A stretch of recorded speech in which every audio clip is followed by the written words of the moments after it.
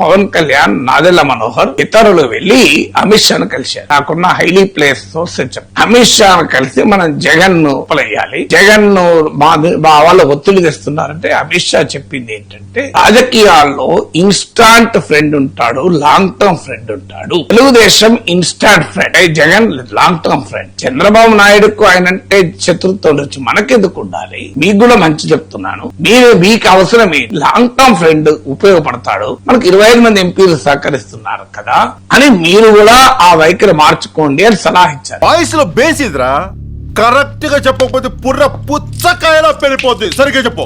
నేను ఈ వ్యాఖ్యలు పూర్తిగా ఉపసంహరించుకుంటున్నాను. I regret whatever has been done. నాకెవరో రాంగ్ ఇన్ఫర్మేషన్ ఇస్తే నేను చెప్పాను, నేను వెరిఫై కొద్దిగా చేసుకోవాల్సి ఉండే అని అనుకొని అవద్దు గనక నేను ఉపసంహరించుకుంటున్నాను. భయపడ్డావు